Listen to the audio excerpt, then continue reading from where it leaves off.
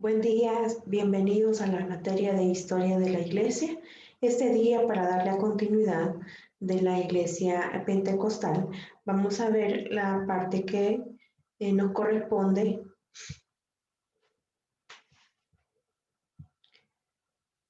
a la expansión de la Iglesia. Recuerden que la semana anterior estuvimos viendo hasta la predicación de Esteban en el año 35 después de Cristo. La expansión de la Iglesia. Durante estos 15 años que vamos a ver en este día, estos años fueron decisivos para la expansión del Evangelio, porque podía limitarse únicamente a Jerusalén y las aldeas, o también podría ser extensivo hasta Siria, Asia Menor y Europa. El idioma que se utilizaba en Palestina era el hebreo o el arameo, pero en un área más extensa, el griego era el idioma de la gente, el lenguaje común. Desde la predicación de Esteban, que fue el primer mártir, recuerden ustedes que durante la elección de estos 7 diáconos que fueran llenos de fe, llenos del Espíritu Santo y de buen testimonio, como nos enseña el libro de los Hechos, está la característica de Esteban, como lo dice la Escritura, que era lleno de fe y del Espíritu Santo. Desde luego que este personaje, por su buen testimonio también, llamó la atención como buen predicador. Pareciera ser que los apóstoles querían dedicarse a la predicación de la palabra, pero escogieron diáconos para que pudieran ayudar a servir las mesas, es decir, que pudieran ser personas de apoyo. ¿Cómo es posible que Esteban, siendo una persona que era únicamente como colaborador, podía llamar la atención como predicador? No necesariamente es vital estar detrás de un púlpito para poder convertirse en predicador.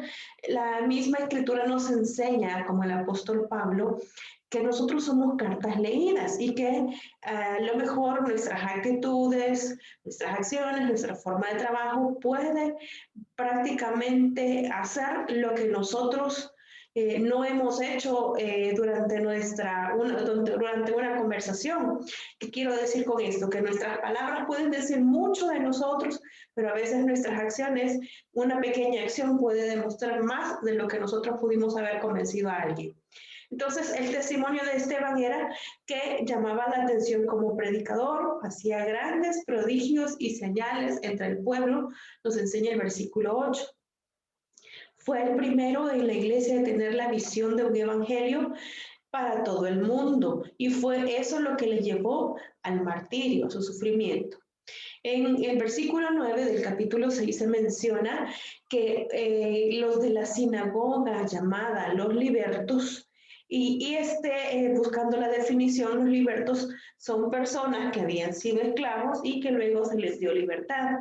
Dice que lo que hicieron fue soliviantaron al pueblo.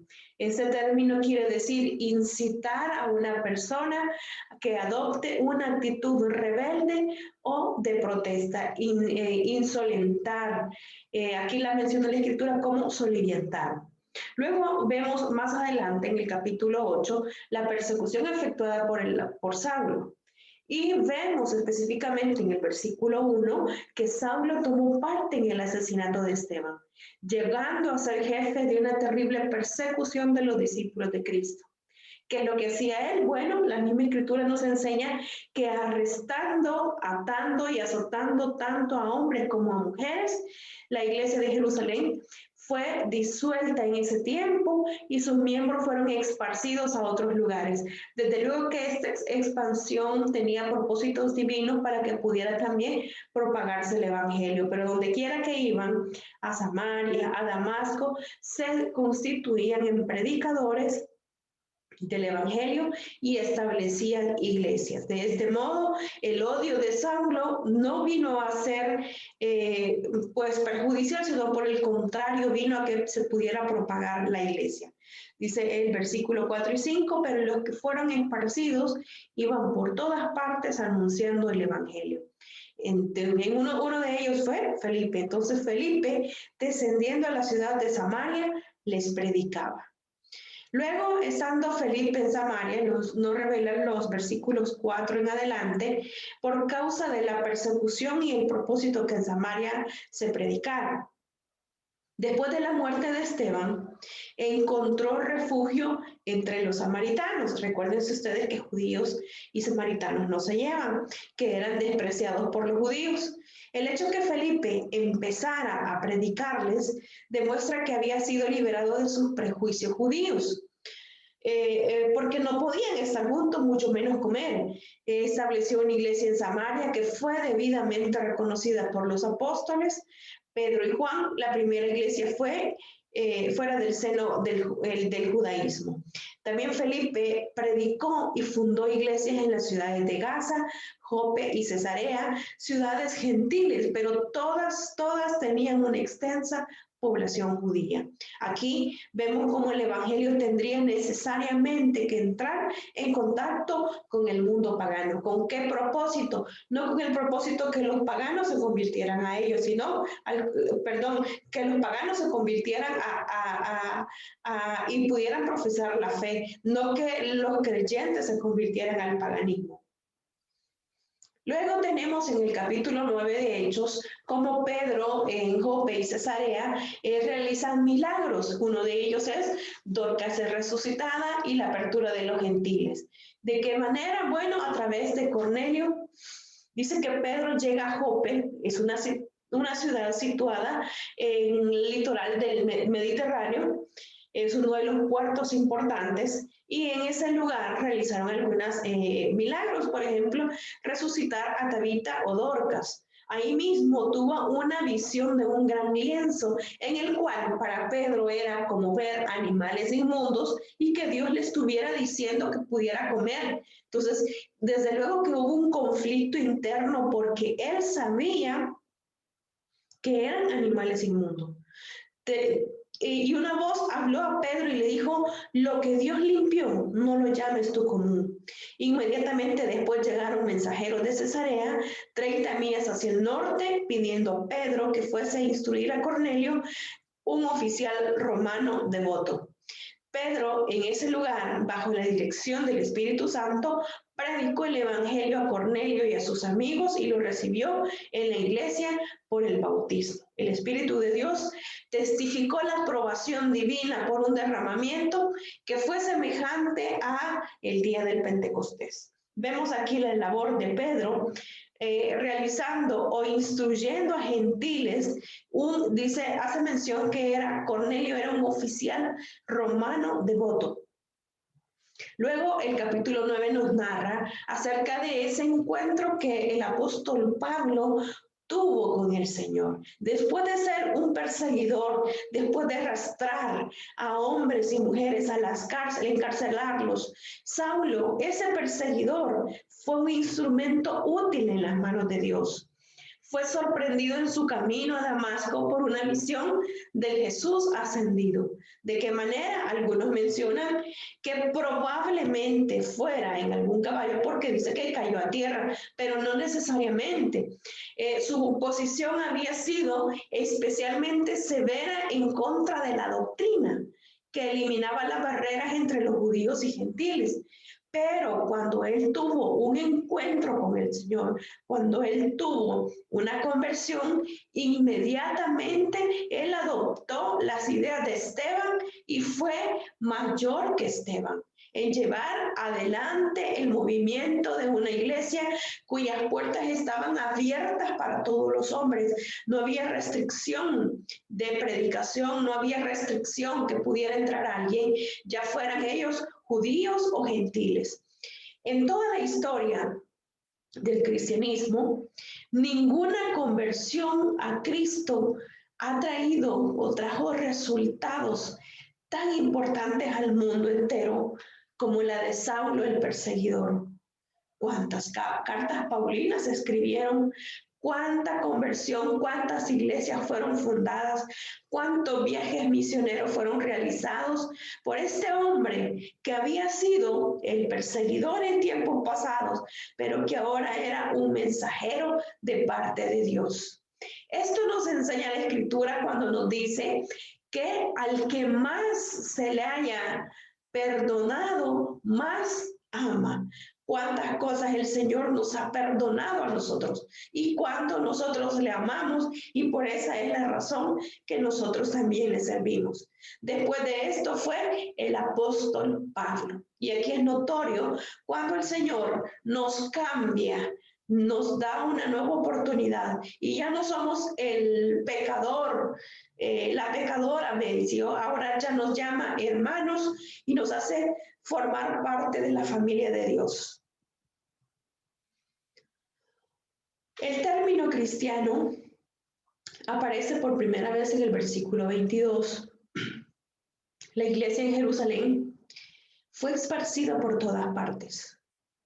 Algunos tuvieron la oportunidad de escapar a Damasco, otros huyeron unas 300 millas, otros fueron hasta Antioquía, la capital de Siria, pero cada uno de ellos iban a las sinagogas judías y ahí daban su testimonio como Jesús el Mesías.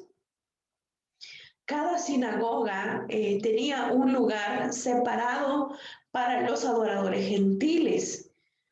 Las noticias de esta condición pues llegaron a Jerusalén y pues la iglesia se alarmó por esta situación y envió un representante llamado Bernabé, un hombre de ideas liberales, para poder examinar esta relación con los gentiles. Es aquí donde la iglesia de Antioquía se elevó a tal prominencia que fue allí por primera vez que los seguidores de Cristo fueron conocidos como cristianos. Un nombre que fue aplicado no por los judíos, sino por los griegos, y que se encuentra únicamente 3 veces en el Nuevo Testamento.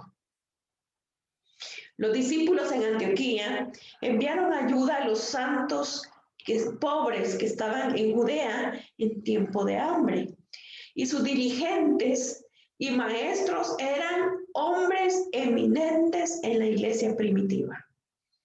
Luego encontramos el primer viaje misionero en el cual son enviados por el Espíritu Santo. Al nosotros leer la historia de este primer viaje misionero, notamos algunas labores que se realizaron. Por ejemplo, 2 obreros trabajaban juntos. Al principio se les menciona como Bernabé y Saulo. Luego se trata de Pablo y Bernabé y finalmente Pablo y su compañía, mostrando cómo Pablo era el espíritu director en esta misión de trabajar juntos. Luego se menciona Juan Marcos, que más adelante les abandonó, pero que actuaba como un ayudante. Eran muchas ciudades, era un campo muy grande en el cual poder trabajar: Salamina y Pafo, en la isla de Chipre, Antioquía e Iconio.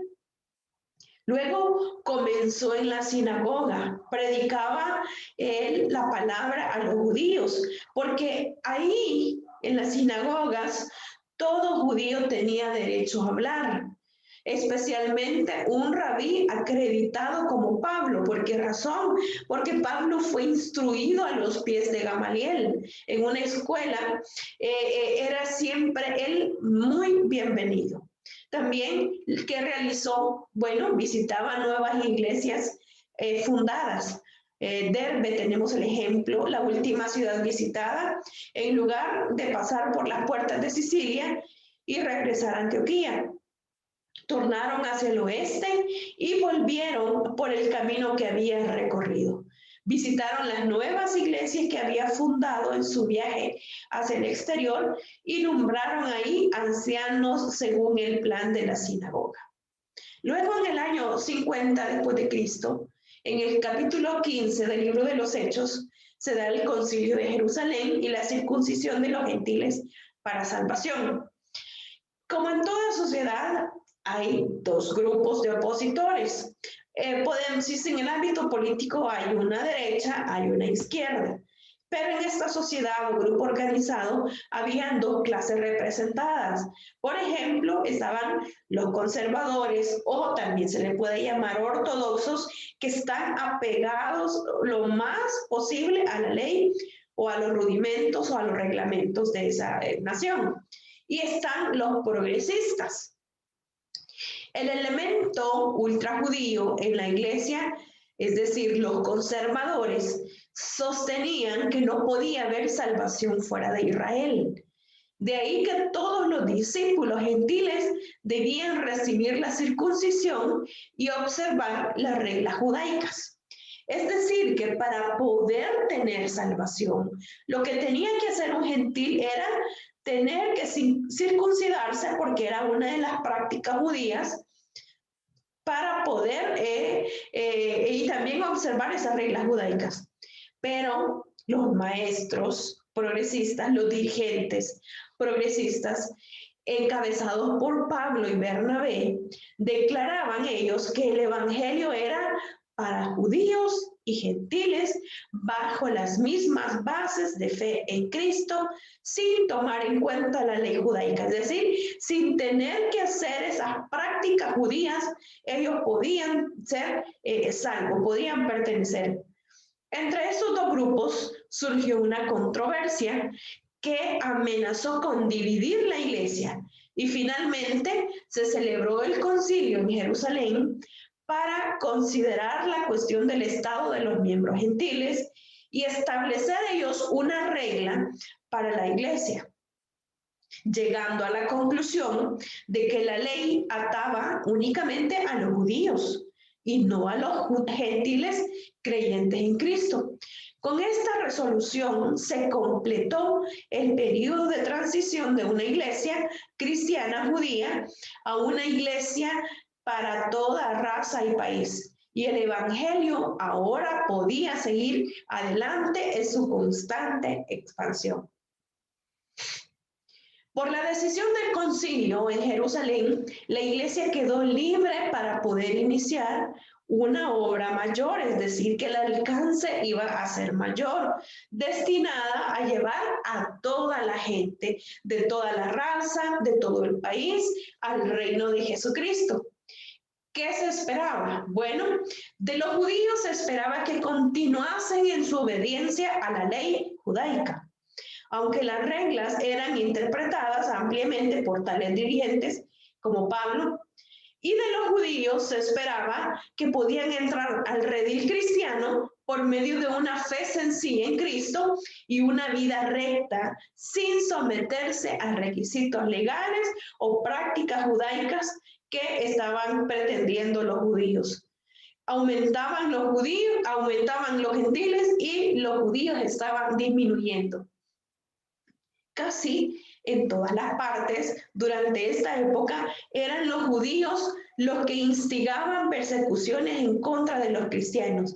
Pareciera ser que ahora, en lugar de continuar expandiendo el evangelio, los judíos se vinieron en contra de los gentiles y las persecuciones eran dirigidas o comandadas por los judíos hacia los gentiles. Pablo y Silas fundaron una pequeña iglesia en la ciudad de Atenas y una fuerte congregación en Corintio. Corintio era la metrópoli comercial de Grecia. Luego navegó hacia el este a través del mar Egeo para hacer una breve visita a Éfeso en Asia Menor. Luego por el Mediterráneo a Cesarea, fue a saludar a la iglesia madre en Jerusalén y tornó a su punto de partida en Antioquía. En su viaje de 3 años por tierra y mar había cubierto más de 2.000 millas, había fundado iglesia en 7 ciudades importantes y había abierto, por así decirlo, el continente imperial de Europa para la predicación del evangelio, demostrando de esta manera que sus viajes fueron misioneros, no aventureros, es decir, se vieron los resultados al momento de visitar estas ciudades. Dentro de los resultados más sobresalientes está que su ministerio tuvo gran éxito, cuyo resultado fue manifiesto no solamente en la iglesia de Éfeso, sino también en la propagación del evangelio por toda la provincia. Sus resultados más sobresalientes fueron las 2 epístolas más importantes, una en la iglesia exponiendo los principios del Evangelio según era predicado por él mismo, y la otra, la de los Gálatas, dirigida a la iglesia de su primer viaje, donde los maestros judaizantes habían pervertido a muchos de los discípulos. La vida del apóstol Pablo no fue color de rosa. Por más de 5 años después de su arresto, Pablo fue prisionero por un corto tiempo en Jerusalén, luego 3 años en Cesarea y a lo menos por 2 años en Roma. Podemos considerar este peligroso viaje de Cesarea a Roma como el cuarto viaje de Pablo, porque aún en cadenas, Pablo era un misionero que hacía uso de toda oportunidad para predicar el Evangelio de Cristo. La causa inmediata del viaje fue su petición en calidad de ciudadano romano de ser juzgado por el emperador de Roma. Sus compañeros fueron Lucas y Aristarco, que pudieron haber navegado como sus sirvientes o ayudantes. La situación, la condición en la cual el apóstol Pablo predicaba el evangelio no era nada agradable. Al final, Pablo llega a Roma, la ciudad que había sido por muchos años la meta de sus esperanzas. Aunque se trataba de un preso en espera del proceso, sin embargo tenía ahí, en ese lugar, una casa alquilada donde vivía él encadenado a un soldado. Su primer esfuerzo fue, como siempre, lograr alcanzar a los judíos. Y ahí fue donde celebró una reunión por todo un día con ellos, pero viendo que solamente unos pocos estaban dispuestos a aceptar el evangelio, se volvió a los gentiles. Por espacio de 2 años, su casa fue una iglesia, donde muchos encontraron a Cristo, especialmente entre los soldados de la guardia del pretorio, pero su obra mayor en Roma fue la escritura de 4 epístolas que se cuentan entre los tesoros de la iglesia, que son Efesios, Filipenses, Colosenses y Filemón. La tradición nos enseña que este lugar fue arrestado y enviado de nuevo a Roma, donde fue martirizado en el año 68. A este periodo pueden pertenecer 3 epístolas, como son la primera Timoteo, Tito y la segunda Timoteo. Su última carta escrita desde su prisión en Roma. En ese momento, en el año 64, una gran parte de la ciudad de Roma fue destruida en un gran incendio. Se ha dicho que el fuego fue iniciado por Nerón, considerado como uno de los peores emperadores romanos. Pero esto se discute, porque no solamente es él, sino que existieron diversos emperadores que no contribuyeron en nada, sino por el contrario causaron mucho daño. Es cierto que la opinión pública acusa a Nerón de ese crimen. A fin de liberarse, Nerón declaró que habían sido los cristianos los que incendiaron la ciudad y dio comienzo en ese momento a una terrible persecución. Miles de personas fueron torturados, muertos, entre ellos Pedro, quien fue crucificado en el año 67, y Pablo, que fue decapitado un año después. Estas fechas no son muy seguras. Algunos historiadores, algunos comentaristas sitúan en fechas diferentes, pero ¿quién fue crucificado? Pero se menciona que fue crucificado aproximadamente en el año 67 Pedro, y Pablo decapitado en el año 68. Los apóstoles pudieron haber sufrido el martirio 1 o 2 años antes o después. Es una de las venganzas que registra la historia de aquellos jardines de Nerón, donde fueron quemados multitudes de cristianos y se veían como antorchas vivas, mientras el emperador se paseaba en su carruaje. Son ahora el asiento del Palacio del Vaticano, el hogar del Pontífice Católico Romano y del Templo de Pedro, el edificio más grande de la fe católica romana. Al tiempo del concilio, allá por el año 50, ningún libro del Nuevo Testamento había sido escrito, y la iglesia dependía para su conocimiento de la vida y enseñanzas del Salvador de las memorias de los discípulos primitivos. Pero antes de final de este periodo 68, una gran parte del Nuevo Testamento estaba en circulación, incluyendo los evangelios de Mateo, Marcos y Lucas, las epístolas de San Pablo y Santiago, primera de Pedro y tal vez la segunda de Pedro. Fue aquí donde se inicia la primera persecución del imperio y continuaremos la próxima semana la historia que nos para continuarla.